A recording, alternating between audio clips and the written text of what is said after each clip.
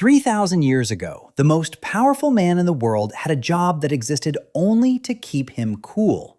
In ancient Egypt, standing at the pharaoh's right hand was an official called the fan bearer, one of the highest honors in the kingdom, a nobleman whose entire ceremonial purpose was to wave a great feather fan over the king.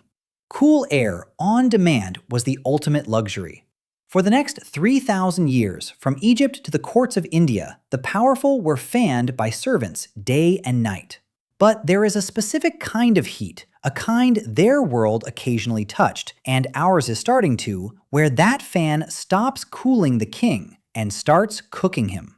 To understand how the thing meant to save you flips into the thing that kills you, you have to understand the strangest machine on Earth, the one you're sitting inside right now. Your body is a furnace that never switches off. Just by being alive, you generate around 80 watts of heat, a dim light bulb running inside you constantly. Start running and it climbs 10 times higher. And all of that heat has to go somewhere, or your core temperature climbs and you die. So evolution built us into the best cooling machine in the animal kingdom. Not the fastest animal, the best at not overheating. Here's the part almost nobody knows about their own species. We are, by a wide margin, the sweatiest ape that has ever lived. Somewhere in our deep past, our ancestors lost their fur and covered their skin in 2 to 4 million sweat glands, more than almost anything alive. It let us do something no predator could. We could run in the open in the midday sun for hours, while the animals we hunted had to stop and pant in the shade. We didn't outrun our prey, we overheated it. On the open savanna, our ancestors could run an animal through the heat until it collapsed, a strategy called persistence hunting, still used by a few hunter-gatherer peoples today. It may be one of the oldest hunting methods our species ever had. Our superpower was never strength, it was heat. But here's the trick most people get wrong. Sweating is not what cools you. Sweat, sitting on your skin, does nothing. It's just wet. The cooling only happens when it evaporates, turns from liquid into vapor. That change steals energy, pulls heat straight out of your skin, and carries it into the air.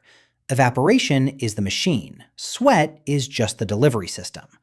Which means your survival depends on one thing: the air's willingness to accept your sweat. And that's exactly what humidity takes away. In dry air, sweat vanishes instantly. But in humid air, the atmosphere is already crammed with water. No room left for yours. The sweat just sits there, useless. That suffocating feeling on a humid day isn't in your head. It's your cooling system physically failing. Scientists found a way to measure it. It's called the wet bulb temperature. Wrap a wet cloth around a thermometer and let air blow over it. As water evaporates off the cloth, it cools the thermometer. In dry air, the reading drops far below the real temperature, but as the air fills with moisture, the gap closes.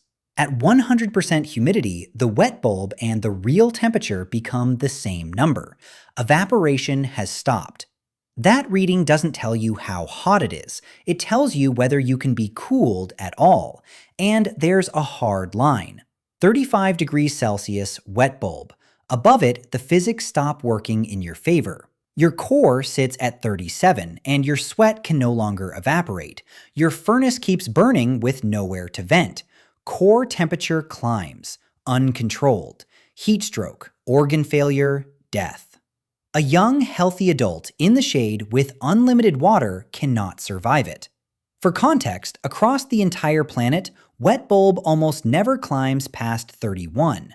35 was supposed to be impossible. Now, back to the pharaoh's fan. At normal temperatures, a fan is a gift. It sweeps away the humid air clinging to your skin and speeds up evaporation. But a fan only moves air. It doesn't cool it. Once the air around you becomes hotter than your own skin, roughly 35 degrees, a fan quietly reverses. Every gust is now air hotter than you are. You're absorbing heat from it. The fan has become a convection heater aimed point blank at your body. And this isn't theory. Studies of elderly people in extreme heat found a fan actually raised their core temperature. That's why health agencies now warn against fans once temperatures pass the low 30s for the people most at risk. Now, quick, while we're on the subject of things that quietly turn on you, your fan can betray you. Your thermostat can betray you. The subscribe button, as far as I know, cannot. It runs completely cool, it costs you nothing, and right now it's the only thing keeping this channel from overheating and collapsing like everything else in this video.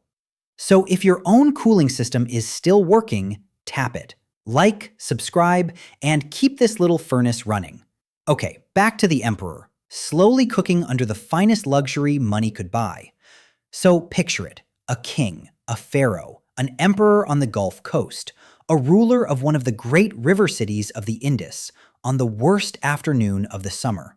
The air is thick, wet, and now hotter than his own skin. His body is doing everything right, sweating, straining to vent the heat. But the air is too saturated to take it. Evaporation has already failed. And around him stand his servants, the ultimate symbol of his power, doing the one thing they exist to do, fanning him, faithfully, all day. Except now, every stroke pushes air hotter than his body straight onto his skin.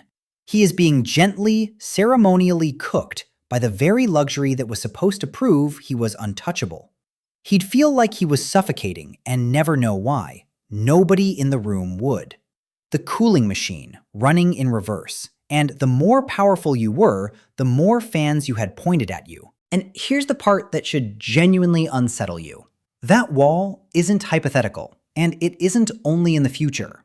Extreme humid heat has more than doubled in frequency since 1979. And two places, Jacobabad in Pakistan and Ras Al Khaimah in the United Arab Emirates, have already, more than once, crossed the full 35-degree wall we thought was impossible. The first times it has ever been recorded on the planet. And you don't even need to reach 35 to die. The deadliest heat lives in the range below it. In 2003, a heat wave across Europe, nowhere near the wall, killed more than 70,000 people, most of them elderly, most of them with nothing to fight it but a fan that, in that heat, may have been doing more harm than good. The victims were never the people in air-conditioned offices. They were the ones our species has always sent into the heat. The farmer, the laborer, the old and the poor. The same people the ancient empires were built on. So here's the strange shape of it. We are the animal that beat heat. We shed our fur, flooded our skin with sweat, and walked into the hottest parts of the planet nothing else could survive, and made them ours. Egypt, Mesopotamia, the Indus, the Gulf. Our civilization was built first in the furnace, but the superpower was always renting its success from one number. And the moment the air crosses that line, everything reverses. Sweat becomes useless. Shade stops mattering.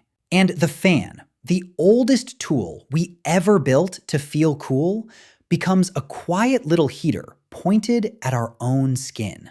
The pharaoh's servants never knew the rule they were obeying. Neither did we until about a decade ago. And the uncomfortable part is this. The places where our species first learned to conquer heat are the exact places now walking back toward the one wall it never could.